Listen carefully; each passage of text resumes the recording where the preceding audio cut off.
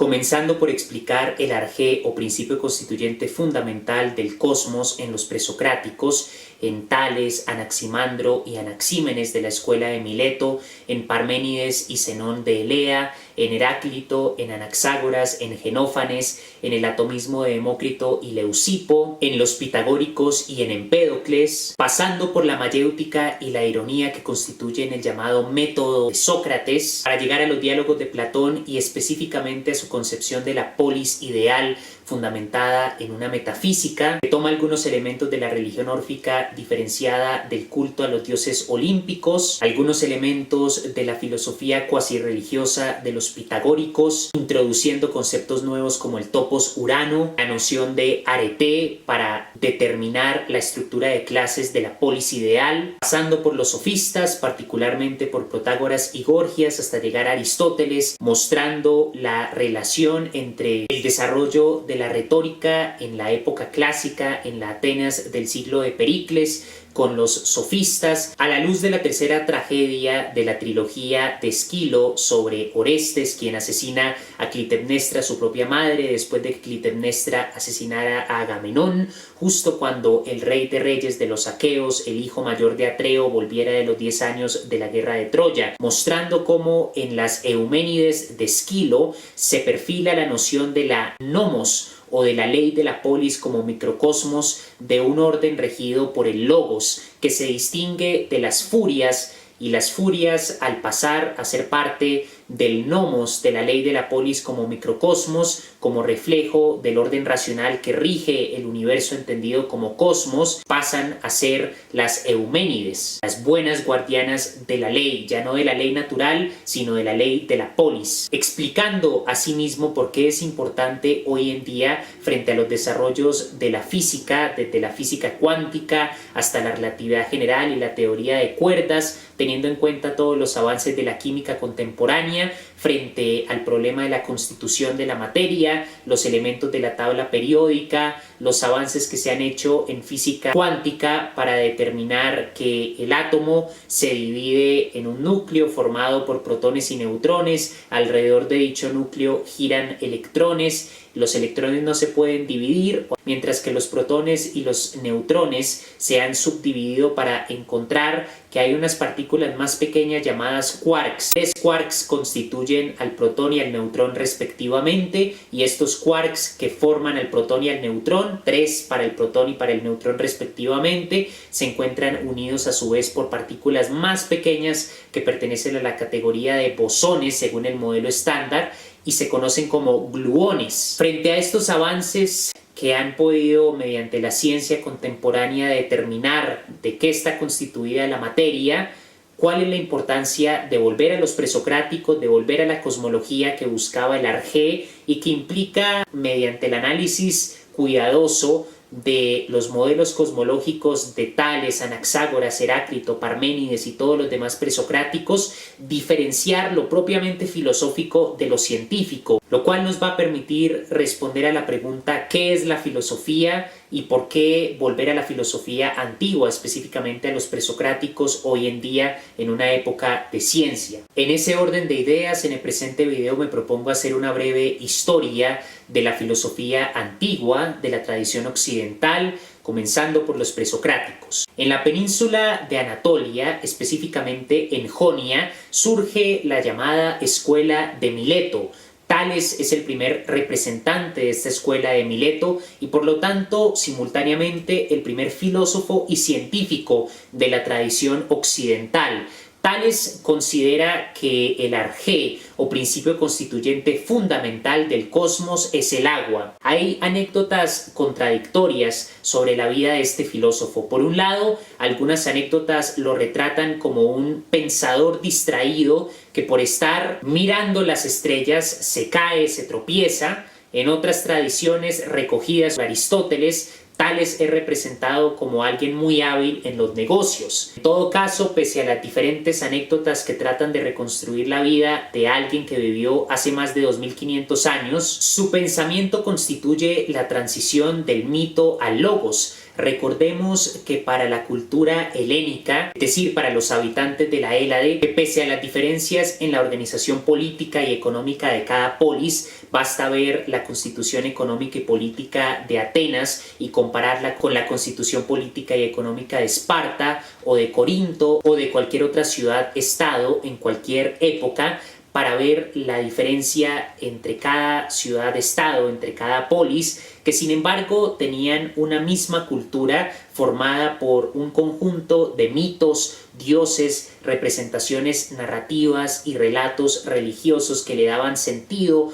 a su ser colectivo, que definían su condición en el mundo de grupo, sociedad, pueblo, que se identificaba por medio de estos relatos religiosos a partir de un lenguaje común que sin embargo tenía ciertas diferencias, por ejemplo el griego que se hablaba en Macedonia al griego que se hablaba en Atenas, lo que hoy denominaríamos dialectos. Pese a esas sutiles diferencias, los dioses olímpicos, los titanes, los semidioses y demás protagonistas de los diferentes mitos constituían una tradición común que definía el ser colectivo de la Hélade, de lo que llamaríamos Grecia en un sentido cultural, porque política y económicamente las diferencias variaban de una ciudad-estado a otra. Teniendo en cuenta como la teogonía de Hesíodo, donde Hesíodo describe el nacimiento de Urano y Gea, que son los padres de los titanes a partir del caos primigenio, de manera que para la teogonía de Hesíodo lo primero que existía era el caos. Del caos nace Urano, el cielo, y Gea, la tierra. Urano y Gea se unen para dar luz a los titanes, Cronos, Hiperión, Prometeo, Atlas, Rea, entre otros. Cronos se vuelve el rey de los titanes después de que junto a sus hermanos destronan a Urano, y al esposar a Rea y volverse el gobernante de los titanes, escucha una profecía según la cual uno de sus hijos habría de quitarle el trono de la misma forma en la que él y sus hermanos le quitaron el poder a Urano. Temiendo esa profecía y buscando aferrarse a su poder como gobernante de los titanes, Cronos comienza a devorar a sus hijos conforme Rea da a luz. Devora a sus hijos Hades, Poseidón, Hera, y finalmente cuando nace Zeus, Rea lo engaña dándole una roca cubierta en la vestimenta de un bebé. Cronos piensa que se trata de Zeus, devora la roca, y mientras Cronos cree haber devorado a Zeus, devorando en realidad una roca,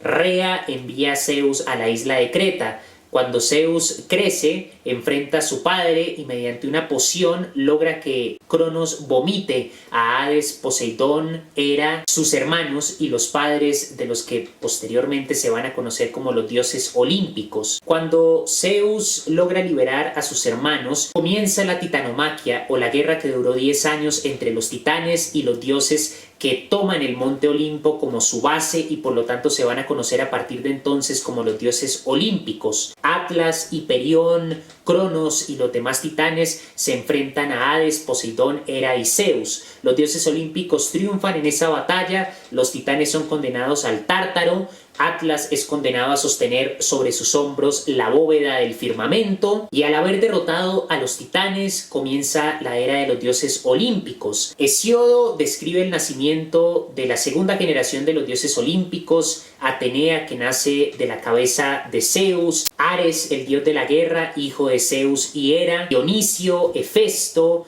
entre otros dioses que van a formar el panteón olímpico. Hesíodo asimismo tiene otro poema constitutivo de la identidad cultural griega y se conoce como Días y Trabajos, y algunos consideran que en esta obra de Hesíodo se plasma una protofilosofía y una protoética, una protofilosofía de la historia, porque Hesíodo describe 5 edades, la primera siendo la edad de oro, la segunda la edad de plata, la tercera la edad de bronce, la era de los semidioses y finalmente la era de hierro. Junto a la teogonía de Hesíodo, donde se describe el nacimiento de Urano y Gea, de los titanes, de los dioses olímpicos, también de los cíclopes, también de los gigantes que tenían 50 cabezas y 100 brazos, también del monstruo Tifón. Asimismo, teniendo en cuenta cómo en Días y Trabajos Hesíodo describe la historia humana en 5 edades, El otro poema constitutivo de la identidad cultural de los griegos es la Ilíada y la Odisea, los dos poemas homéricos. Tales de Mileto, el primer pensador de la escuela de Mileto, que vivió en la región de Jonia, en Asia Menor,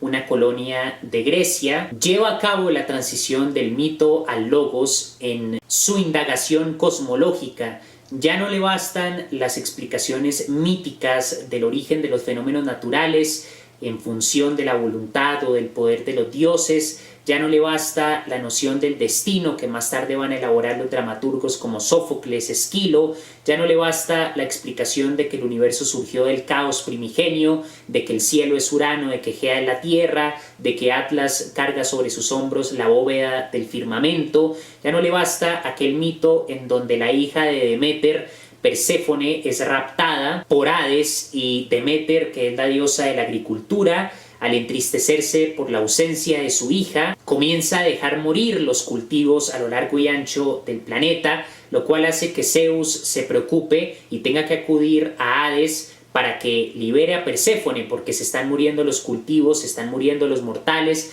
y no hay seres humanos que adoren a los dioses frente a esa crisis causada por la tristeza de Deméter, que no sabe el paradero de su hija Perséfone. Como resultado de la intervención de Zeus, Deméter llega a un acuerdo con Hades y los primeros 6 meses del año se encuentra con Perséfone en el Olimpo, mientras que los últimos 6 meses del año la deja en el inframundo junto a Hades. De esa manera explican los griegos desde el mito la primavera, mientras que el invierno, el otoño, responderían a la tristeza que siente Deméter por no estar junto a su hija Perséfone, que se encuentra con Hades los últimos 6 meses del año. A Tales no le bastan esas explicaciones, y en el marco de la transición del mito al logos, viendo el sol no ya como el titán Hiperión, ya no viendo el relámpago como un arma que fabricaron los cíclopes en la Titanomaquia y que le entregaron a Zeus según la teogonía de Hesiodo, ya no viendo los mares gobernados por Poseidón, Tales propone que en vez de los dioses olímpicos, de los titanes, de Urano o de Gea, incluso del caos primigenio, lo que hay en el universo es un logos u orden racional que hace del universo un cosmos, y el principio constituyente de todo lo que existe, que finalmente implicaría que toda la diversidad que se presenta a los sentidos no es otra cosa que una apariencia ilusoria, porque pese a toda la multiplicidad de astros, montañas, ríos, personas, animales, en fin, todos los objetos que se presentan a nuestros sentidos y que constituyen nuestro entorno, nuestra realidad, pese a todas esas diferencias que constituyen la multiplicidad de entes en el mundo sensible, todo lo que existe en realidad es una apariencia ilusoria de una única esencia, que es un principio que se puede conocer mediante la razón y que es el arjé. Por eso el arjé es el principio constituyente fundamental del cosmos y por lo tanto supone el origen de la distinción metafísica, pese a que el término metafísica se utiliza con Aristóteles,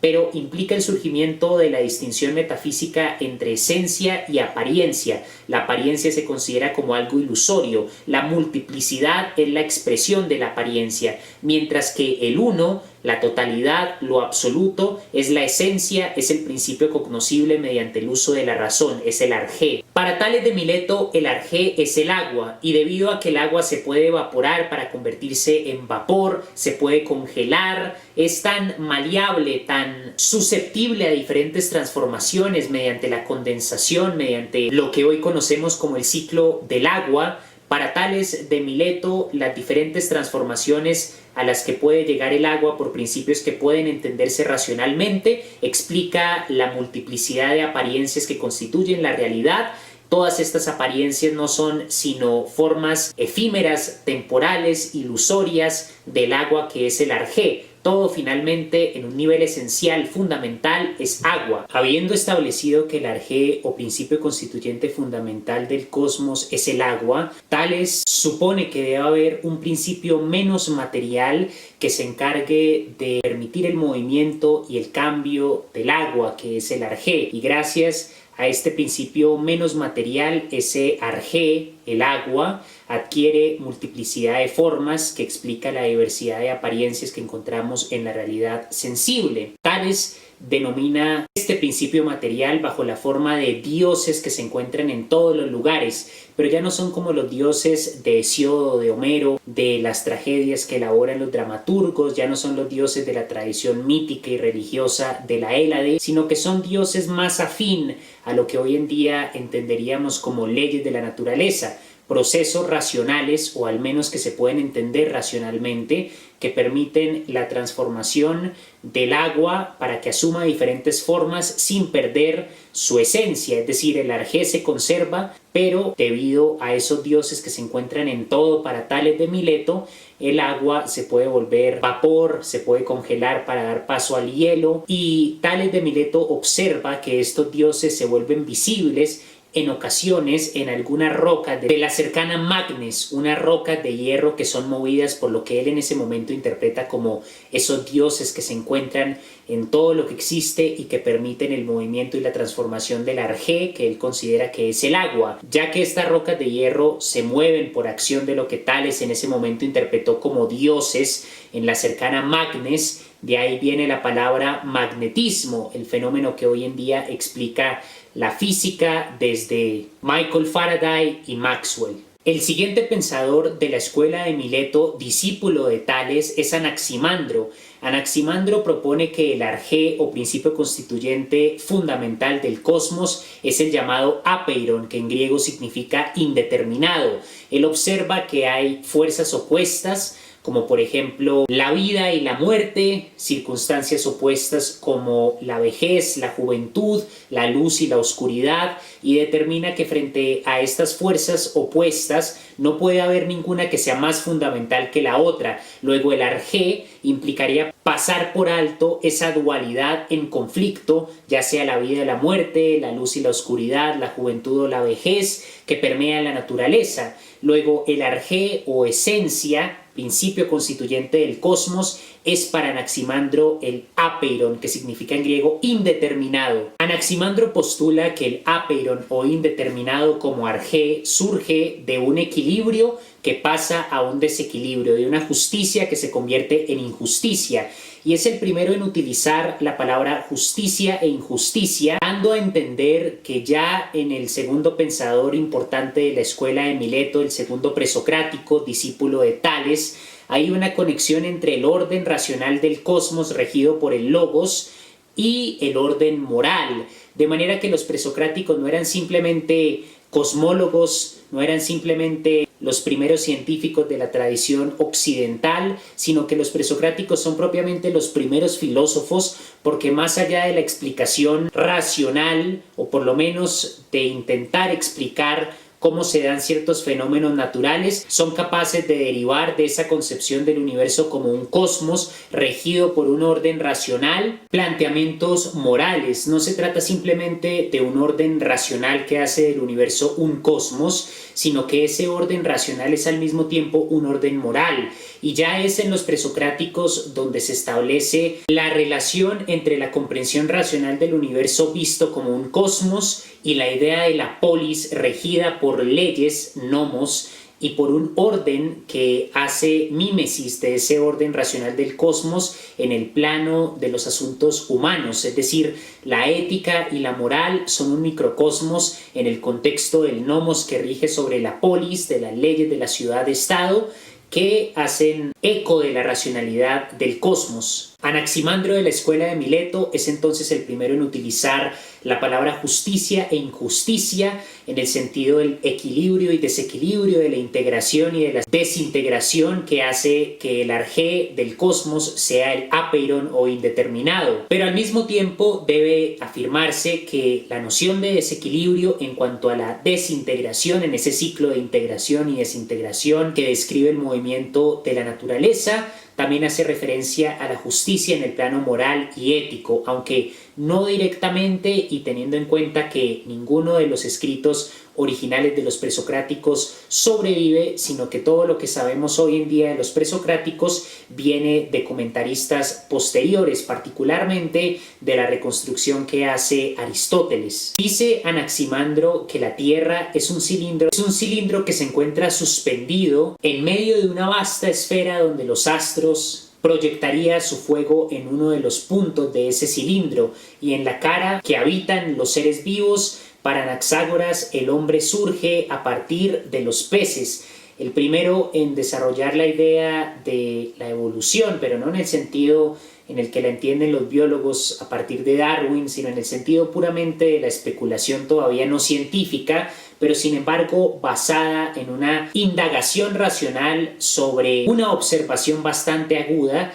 y es que el ser humano cuando nace para Anaxágoras es tan indefenso que dice el presocrático de la escuela de Mileto que si el ser humano hubiese surgido tal y como es decir, que no hubiese habido un proceso de evolución, el ser humano no hubiese podido sobrevivir por sí solo en la hostilidad del ambiente, porque es sumamente indefenso cuando es un bebé. Luego, si miramos otros animales, cuando nacen no son tan indefensos, piensa Anaxágoras, como el ser humano. Luego, para Anaxágoras, el hombre viene de un proceso evolutivo y concretamente para Anaxágoras viene de los peces, lo cual sorprendentemente no dista mucho de la teoría de la evolución desde Darwin actualmente, donde el origen de la vida se sitúa en el agua, y ya que todas las formas de vida tienen un mismo ancestro, estamos conectados con todos los organismos que han existido sobre la faz del planeta porque tenemos el mismo ancestro. Entonces la idea de Anaxágoras de que el hombre viene del pez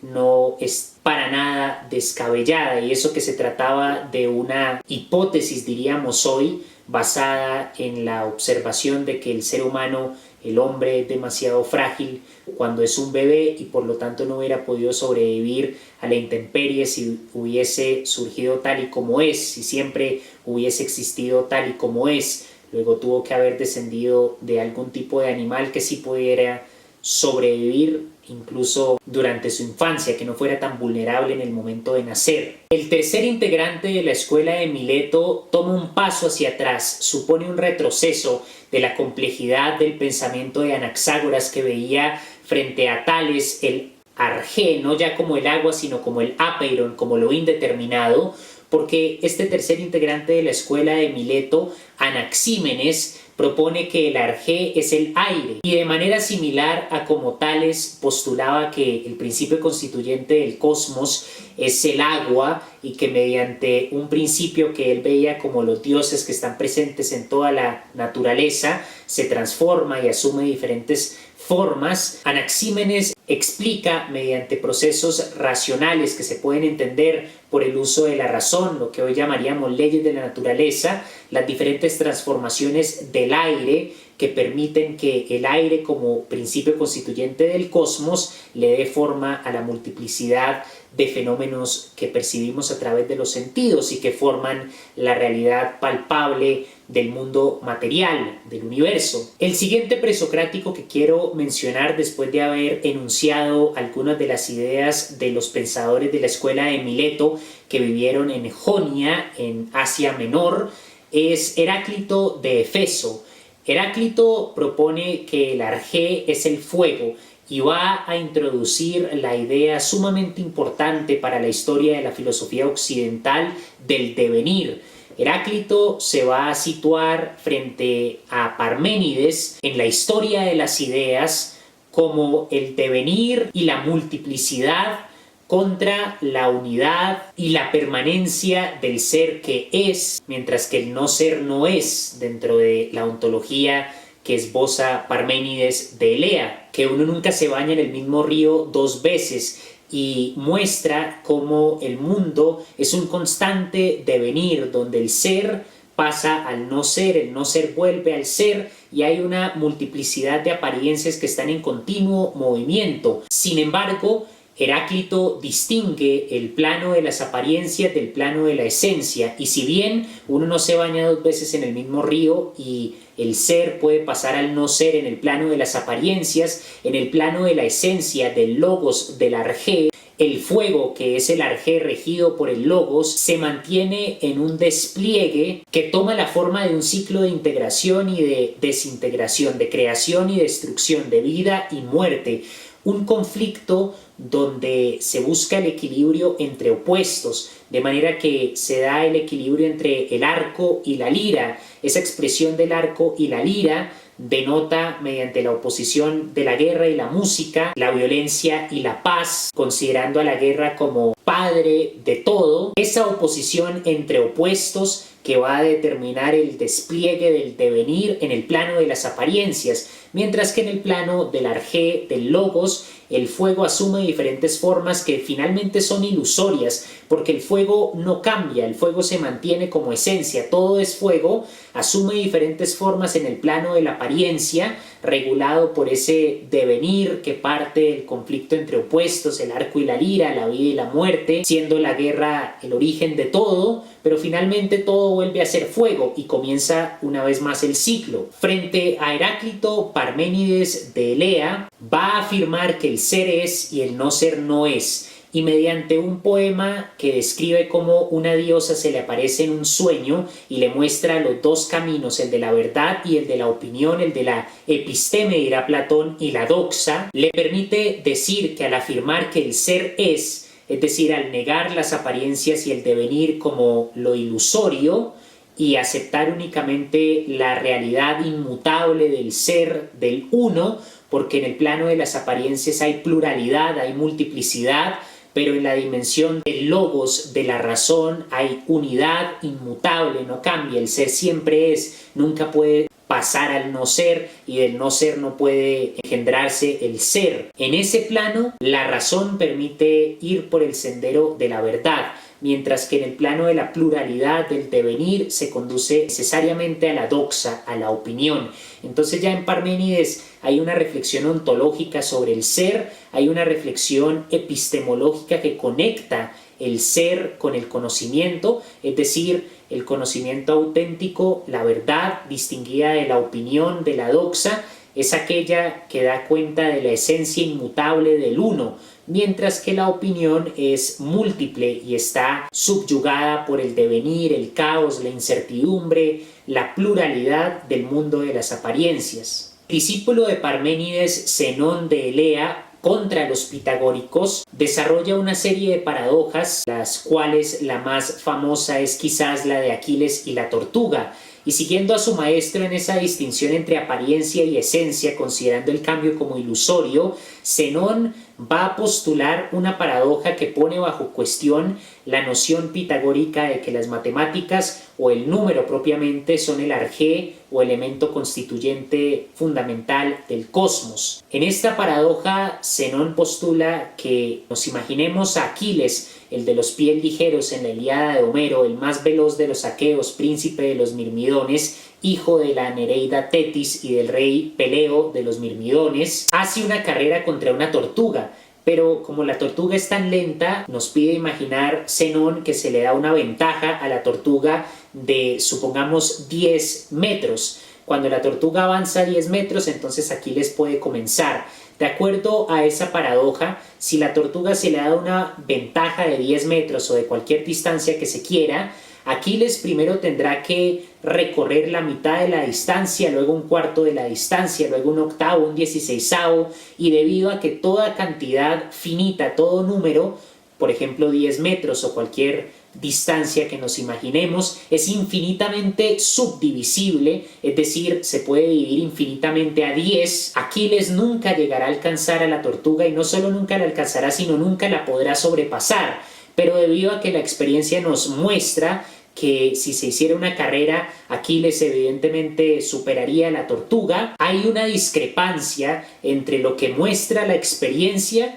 y lo que indica la razón. Y al mostrar que la razón no describe lo que nos muestra la experiencia, es decir, que Aquiles efectivamente no solo puede alcanzar a la tortuga, sino que la sobrepasa fácilmente, sino que la razón matemática nos muestra que la distancia entre la tortuga y Aquiles es infinitamente subdivisible y por lo tanto Aquiles tendría que recorrer una distancia infinita, lo cual es absurdo, es imposible. Zenón está mostrando esa contradicción entre el plano de la razón y de la experiencia, y los matemáticos hoy en día creen que basta con solucionar la paradoja desde el cálculo infinitesimal, pero eso demuestra la superficialidad de las matemáticas, porque los matemáticos lo toman como si fuera un problema de física, de matemática, de movimiento, y dicen, si Zenón está postulando que la distancia entre la tortuga y Aquiles es infinitamente subdivisible, basta con introducir la idea del límite en cálculo infinitesimal, que muestra cómo una cantidad puede aproximarse infinitamente a otra,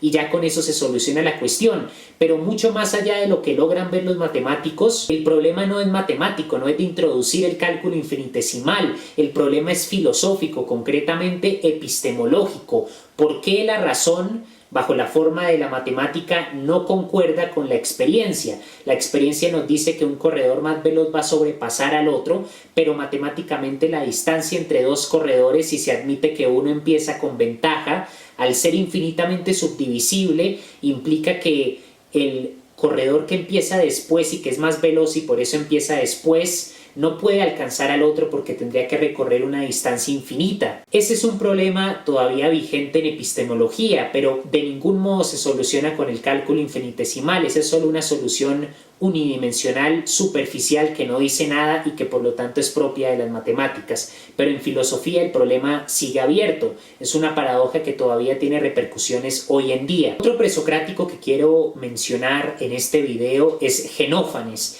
Genófanes es importante porque es el primero en burlarse abiertamente del politeísmo y decir que si los animales tuviesen manos como los hombres, harían dioses a su imagen y semejanza. Es decir, si los toros y los leones tuviesen manos como los hombres, harían dioses con forma de toros y leones. Genófanes niega a los dioses del politeísmo, niega a toda idea de un Dios personal al que se le ora, al que se le alaba, que tiene emociones semejantes a las que tienen los seres humanos, y propone un Dios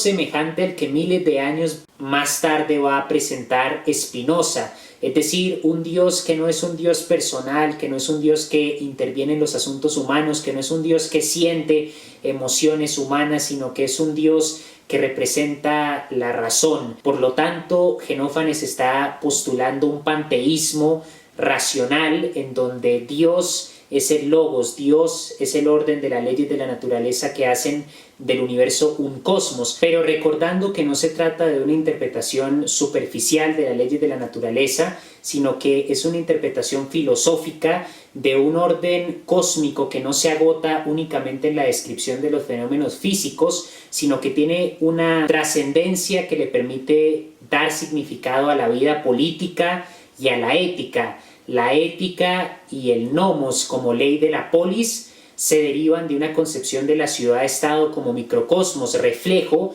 del orden racional que hace del universo un cosmos. Eso no se deriva hoy en día de la física. La comprensión de la naturaleza por medio de leyes no tiene nada que ver con la política ni la ética, pero en el contexto de la filosofía presocrática, la ética, lo que hoy llamaríamos física y política, están íntimamente vinculadas dentro de un mismo conocimiento donde las indagaciones sobre el mundo natural, sobre el cosmos, determinan directamente la concepción de lo que debería ser la ciudad-estado y la ética en los asuntos humanos. El último presocrático que quiero traer a colación es Anaxágoras, quien fue juzgado de forma muy similar a Sócrates en Atenas. Anaxágoras propone que hay unas homeomerías, que son pequeñas semillas que surgieron de un torbellino primigenio, y estas semillas forman todo lo que existe. La razón por la que hay multiplicidad de apariencias para Anaxágoras es porque cualitativamente estas homeomerías son distintas. Hay homeomerías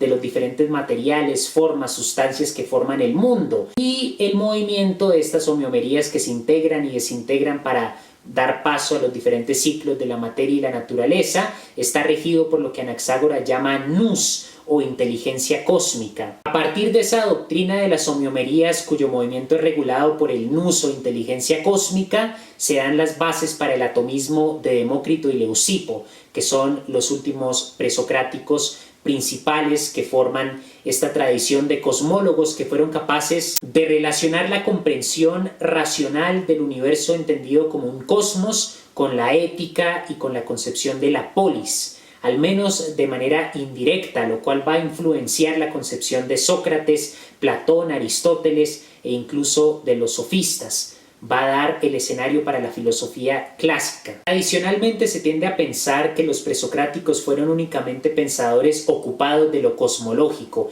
es decir, que solo se interesaban por el arjé o principio constituyente del cosmos, de explicar los fenómenos naturales, pero todos los presocráticos eran capaces de reflexionar directa o indirectamente sobre el conocimiento, sobre la ética y la política, porque la concepción del nomos en la polis y la noción misma de lo que es la polis se deriva de una comprensión cosmológica, es decir, de una concepción del universo y de la naturaleza. Si el universo está regido por la razón, entonces la mejor forma de vivir es mediante la razón, para que la razón aplicada a la vida encaje con el orden racional que hace del universo un cosmos y por lo tanto se disminuye el sufrimiento. Las implicaciones éticas, epistemológicas, políticas de la metafísica de los presocráticos, de su cosmología, va a dar paso por un lado a Platón y por el otro a los sofistas, y de Platón pasamos a Aristóteles. Platón toma algunos elementos del orfismo como la reencarnación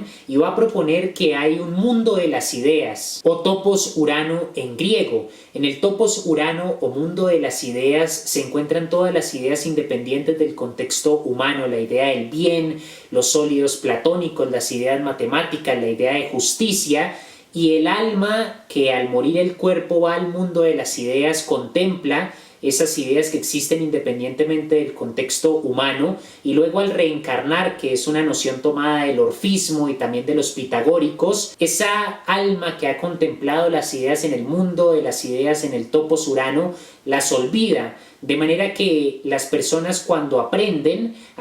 no para obtener conocimientos que desconocían, sino que el aprendizaje en Platón implica una mayéutica, es decir, hacer parir las ideas, hacer parir ideas que se tienen en el alma pero que se han olvidado al reencarnar, es volver a lo que el alma contempló en el mundo de las ideas. Como se puede ver, hay mucho de místico en el pensamiento de Platón, y eso que habitualmente se trata la transición del mito al logos, como si el logos filosófico hubiese prescindido completamente del mito, pero este no es el caso. En Platón, la reencarnación, el alma y otros elementos como volver a una verdad absoluta, racional, de Pitágoras y del orfismo prevalecen. Lo que cambia con respecto al mito es que ya no hay dioses olímpicos que tienen sentimientos humanos, sino que esos dioses se disuelven en el mundo de las ideas y pasan a ser reemplazados por ideas independientes del contexto humano, la idea de la justicia, la idea del bien, la idea de los sólidos platónicos, de la geometría. En Politeia, que erróneamente se traduce como república, por medio de Sócrates, en un diálogo que comienza primero con Céfalo y luego su hijo, y luego pasa a discutir con el sofista Trasímaco para terminar discutiendo con Glauconia y Manto, los hermanos de Platón. Sócrates discute sobre la justicia y finalmente, mediante las palabras, esboza lo que debería ser la ciudad ideal, la polis ideal, una utopía política. En el marco de esa discusión sobre la justicia, sobre quién debería gobernar, con el hijo de Céfalo, con Trasímaco y sobre todo con los hermanos de Platón, Sócrates va a hablar, por ejemplo, del mito del pastor Giges. Un día se encuentra un gigante dentro de un caballo de bronce y el gigante tiene una sortija. Giges toma esa sortija y al ponérsela descubre que lo vuelve invisible. Y al descubrir que es invisible, lo primero que hace el pastor es abusar de su poder, del poder que le da la sortija. Asesina al rey, se queda con el reino, y mediante ese mito Sócrates quiere mostrar que la mayoría de las personas actuarían mal si tuviesen una sortija que los hiciera invisibles. En clave metafórica, eso quiere decir que en la ausencia del castigo, en la ausencia de un tribunal que juzgue, que castigue, que prohíba, cualquier persona en ausencia de la autoridad, hoy en día diríamos de la policía, actuaría mal si tuvieran el anillo que volvía invisible a Giges. Es decir, la bondad en el ejemplo de Sócrates es solo el resultado del miedo al castigo y las personas actúan bien únicamente porque le temen a las consecuencias de ir en contra de la ley. Pero si tuvieran la posibilidad, la garantía de actuar mal sin que recibieran un castigo, entonces la mayoría, por no decir todos, actuarían mal. Es aquí donde se configura la noción del arete o virtud. El arete como virtud de actuar bien, incluso teniendo la posibilidad de actuar mal, es decir, que la persona se gobierne a sí mismo de manera que no necesite de la amenaza de un castigo, de la amenaza de un juicio, de ser expulsado, de ser condenado, de caer en prisión, sino que por su propio criterio sea capaz de actuar bien. Es una de las primeras nociones importantes que Platón a través de Sócrates perfila en este importante diálogo a propósito de la justicia. A través de Sócrates, Platón va a proponer la noción del estado ideal, cuya estructura es análoga al cuerpo humano. La cabeza representa al rey filósofo, que al utilizar la razón para recordar lo que el alma contempló en el topos Urano, es capaz de contemplar las ideas que existen en el mundo de las ideas y por lo tanto conoce la idea del bien, de la justicia, y es el más indicado para gobernar. En el torso se encuentran los guardianes, cuyo arete consiste, luego de un entrenamiento en música y en gimnasia, a defender la polis de los ataques extranjeros, mientras que las extremidades son los artesanos, los campesinos, cuyo arete implica producir para mantener ese cuerpo que en conjunto es la sociedad ideal, la polis que plantea Platón en Politeia por medio de Sócrates. Frente al topos Urano, a la noción de que hay ideas independientes del contexto humano, que son absolutas, universales, que el alma contempla y luego al reencarnar olvida, frente a esa distinción entre doxa y episteme, se levantan los sofistas. Y en este video voy a mencionar a dos, a Protágoras y a Gorgias. Protágoras afirma que el hombre es la medida de todas las cosas, mientras que Gorgias da 4 tesis. La primera es que nada existe, y si existiera no podría conocerse, y si pudiera conocerse no podría comunicarse. La intención de Gorgias no es conducir a un nihilismo escéptico, a un escepticismo radical donde nada vale, sino mostrar que el discurso es una construcción humana que es el criterio para la verdad. La verdad no existe independientemente del contexto humano, su criterio no es externo al sujeto, no es externo a lo que Foucault más tarde en el siglo XX va a llamar prácticas sociales, sino que precisamente las prácticas sociales del ágora, por ejemplo, de la discusión, del ejercicio de la argumentación, van a determinar el criterio para la verdad en oposición a Platón.